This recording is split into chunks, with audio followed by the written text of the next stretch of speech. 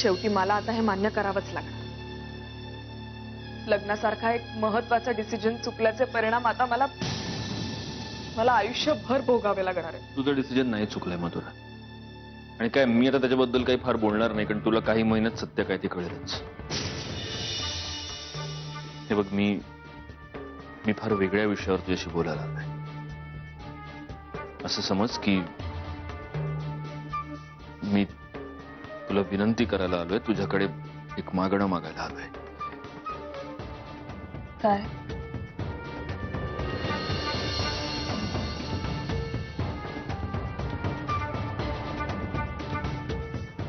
मधुरा, तुला माझ्या आयुष्यातल्या बऱ्याच गोष्टी माहिती आहेत.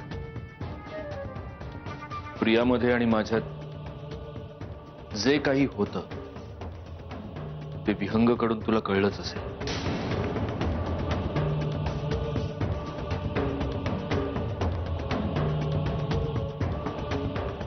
मला तुला एवढंच सांगायचं मधुरा की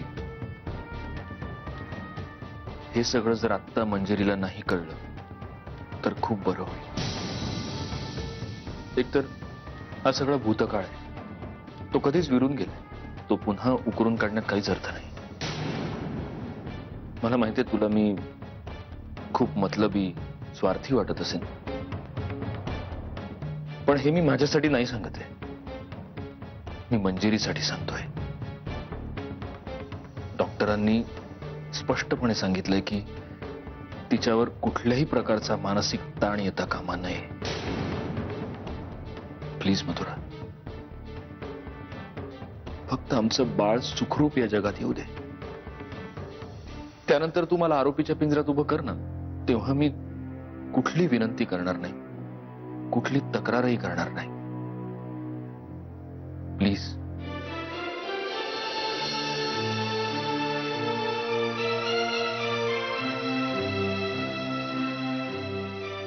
मधुरा,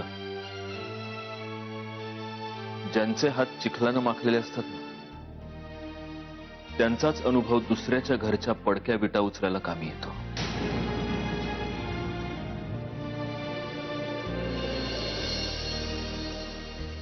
थांबा जिजू.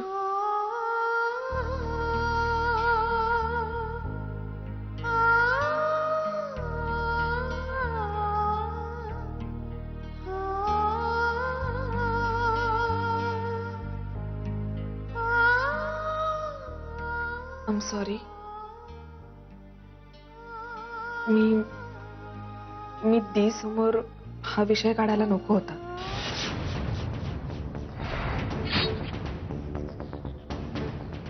खरं तर तुमच्या भूतकाळाविषयी काहीही बोलण्याचा मला अधिकार नाहीये.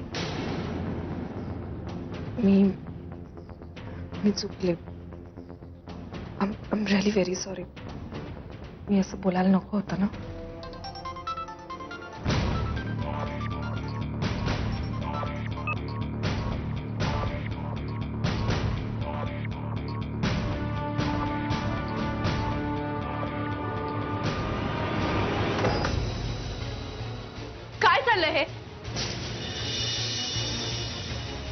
कोण आहेस तू? त्याच्याशी तुमचा काय संबंध? मी दुसऱ्यांदा प्रश्न नाही विचारत, सरळ कानाखाली जाळ काढतो, कळलं ना? बोल. आमचं बोलणं असं बाहेर लपून काय करत होतीस? बोल. हो, मी काय रस्त्यावर पडलेली बाई नाहीये. कळलं? नीट बोलायचं माझ्याशी. उत्तर दे, नाहीतर मी काय आणि कसा वागू शकतो हे कळेलच तुला. म्हणजे? उत्तर. ठीक आहे. निशा. निशा नाव आहे माझं. आणि मी तुमचं बोलणं चोरून ऐकत नव्हते. मी विहंगाची मैत्रीण आहे. मी इथे माझ्या मित्राच्या घरी आली. माझ्या मित्राच्या घरावर माझाही तेवढाच हक्क आहे.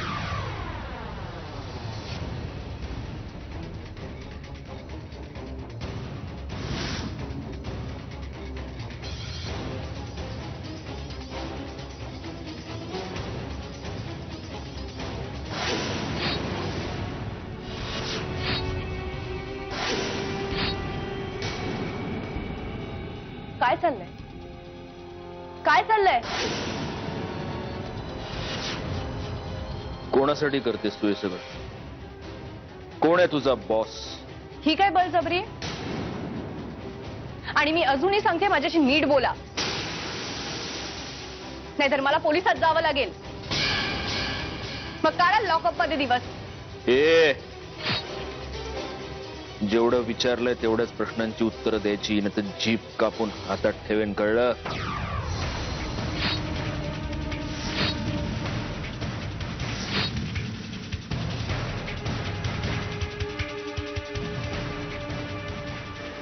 पोलिसांना काय, तुझ्या मालकाला पण काही जाऊन सांगायच्या लायकीची राहणार नाही. बऱ्या बोलून सांगतेस की जिजू बस! ए, चल तू निघ, निघ लवकर. तुला जो काय तमाशा करायचा ना, तू विहंगासोबत बाहेर करायचा, माझ्या घरात नाही. निघ, निघ लवकर. ए, थांब. मधुरा, काय केलंस तू? हे तुला जाऊ दिलं? तू बस. काय चाललंय हे? झाला तो तमाशा खूप झाला. तुम्हाला पुन्हा एकदा सांगून ठेवते, माझ्या घरात हा तमाशा चालणार नाही. तुम्हाला जी काही गुंडगिरी करायची ना, ती बाहेर, इथे नाही. आणि जिजू, तुम्ही तिला का धमकावताय? यात तिची काय चूक आहे? तिच्यापेक्षा जास्त चूक आहे ती तुमच्या मित्राची. आणि तुम्ही दादागिरी करून तिला हे सांगायला भाग पाडताय की तिचे आणि विहंगाचे संबंध तिने नाकारावे. तुम्ही विहंगाच्या पापांवर कितीही पांघरून घालण्याचा प्रयत्न केला ना, तरी सत्य नाही बदलत. मी तरी तुम्हाला काय सांगते म्हणा, नाहीतरी सगळे पुरुष सारखेच स्त्रियांना टिश्यू पेपर सारखे वापरणार. एक संपली की दुसरी आहेच. घरात बायको नावाचं शोपीस आणून ठेवलं की हे शेण खायला मोकळे. मधुरा, का सत्य ऐकून राग आला? घ्या ना, घ्या, माझंही मुस्काट फोडा. नाहीतरी सगळ्या अडचणींवर तुम्हा पुरुषांकडे हा एकच उपाय असतो ना.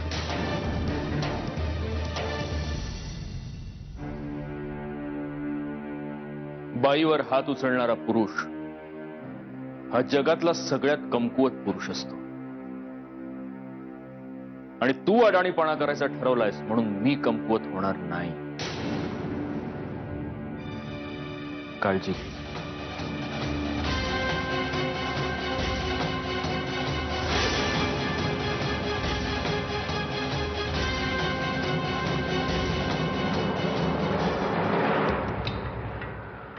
हॅलो संखे, कोण होता तू विहंगाचा मित्र?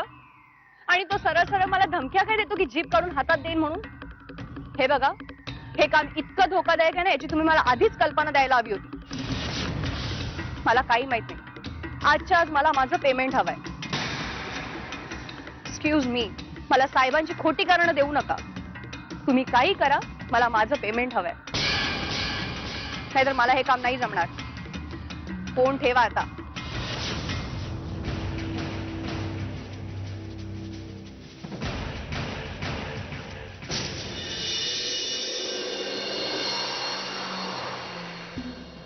तर हे सगळं दादाचं काम आहे.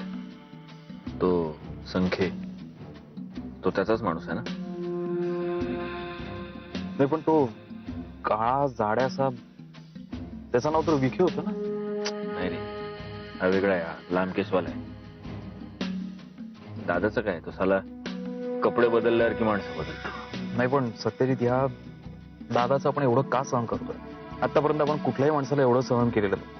हा दादा प्रत्येक वेळी आपल्या मध्ये येतोय आणि तरी सुद्धा आपण त्याला सहन करतो का? इथून पुढे नाही करायचं का? तुला माहिती ना विहंग, शेवटच्या काळात औरंगजेब आपल्या सावलीला सुद्धा घाबरायचा. दादाची तीच हालत करायची आपण. ते कसं काय? आपले कॉलेजचे दिवस विसरलास? छत्रपती शिवाजी महाराजांची पद्धत, गनिमी कावा.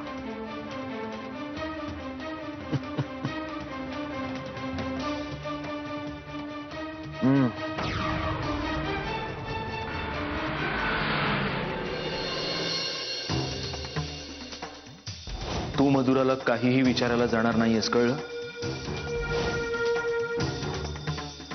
आणि मधुराशी किंवा कोणाशीही तू याच्याविषयी काही बोलणार नाही. हा विषय इथेच बंद, आणि बंद म्हणजे बंद. कळलं? मंजिरी,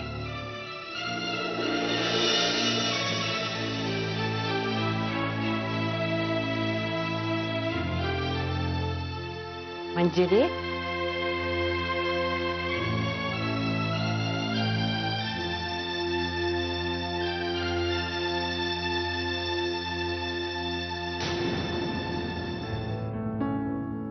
मंजिरी. हा अगं काय ग, काय झालं? इथं अशी एकटीच कशा पायी बसली आहे? अगं बाहेर यायचं ना, चार चौघात यायचं, बोलायचं. अहो नाही, मला कळलंच नाही किती उशीर झाला ते. औषध समधी घेतलीच ना व? हो. बघ बरं, आता तुला असं खोटं बोलता यायचं नाही. माझ्या लेकरांना आता समधीकडं कॅमेरा बसवल्यात ते. समद दिसते त्याच्यामध्ये, पकडली जाशील. हा पण मग रूम मध्ये कुठे बसवलेत कॅमेरे? मग काय झालं त्याला? मी आहे की त्याला सांगायला. अच्छा, म्हणजे आता तुम्ही तुमच्या नातवाच्या पक्षात गेलात नाही का? अगं नाही ग, मी त्याच्या पक्षात कोणची? मी आता तुमच्या दोघांच्या बी पक्षात आहे ती. आता तर तिघांच्या. खरं सांगू, तुझी लई काळजी आहे बघ त्याला. म्हणजे तुझ्यावर तो रागावतो, वरडतो, पण त्याच्या माग तुझी काळजी आहे. तुझ्यावर लई प्रेम करतो बघ. अगं जीव ओवाळून टाकतो तुझ्यावरनं.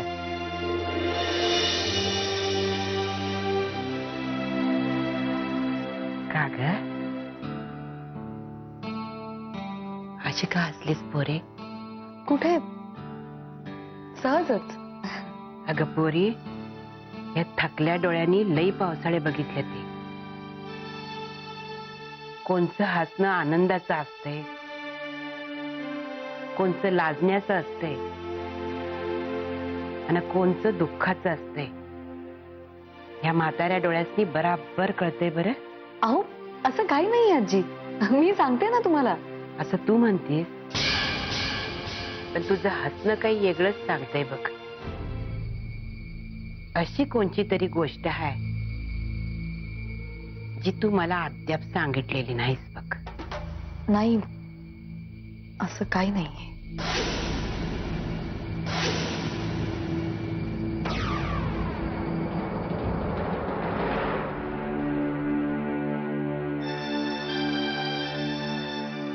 काय झालं? तू काय तुझ्या नोकरी शोधण्याच्या कामावर नेत्राला अपॉइंट केलेस? काय? आणि जर केलंच आहेस तर मग जे काही फोन येतात ते घे ना. ही अशी सगळी लपवाछपवी कशासाठी?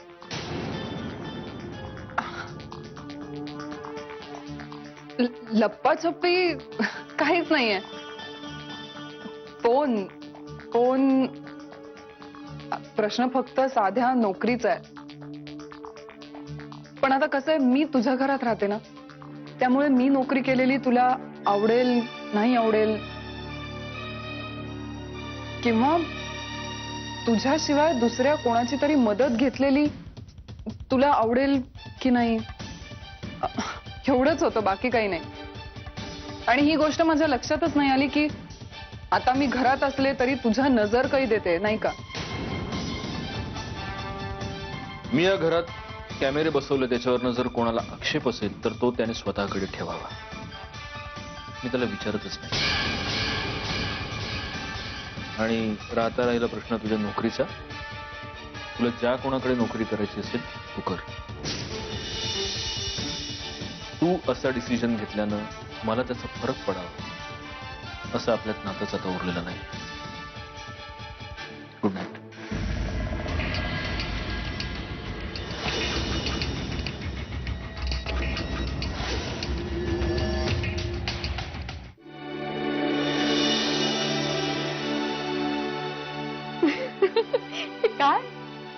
ह्याचे कपडे घालून तुम्ही कुठे चाललात? काय नाही, मी आणि विहंगनं आज आमच्या कॉलेजच्या दिवसांच्या आठवणी ताज्या करायचं ठरवलं. आम्ही दोघं रात्री बाहेर चाललो. तू प्लीज जागत बसू नकोस, माझी वाट तर अजिबात बघू नकोस. मला यायला थोडा उशीर होईल. अहो हो, पण तुम्ही नक्की जाणार कुठे? मंजिरी, कुठेही गेलो तरी पहाटेपर्यंत घरीच परत येणार. चल बाय.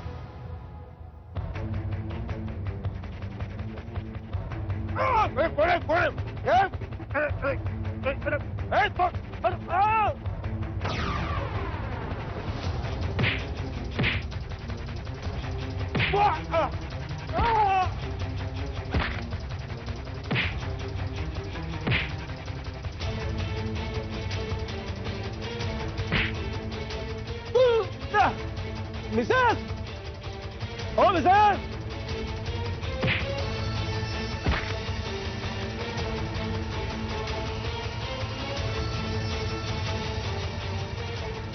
क्या मिसेस, मिसेस, अरे हे मिसेस, अरे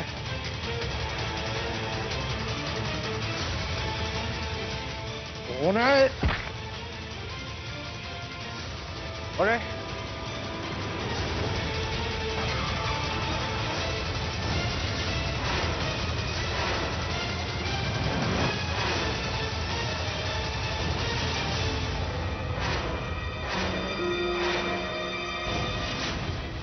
चेहरा ओळखीचा वाटतोय दादा. चेहरा कायम लक्षात ठेवायचा.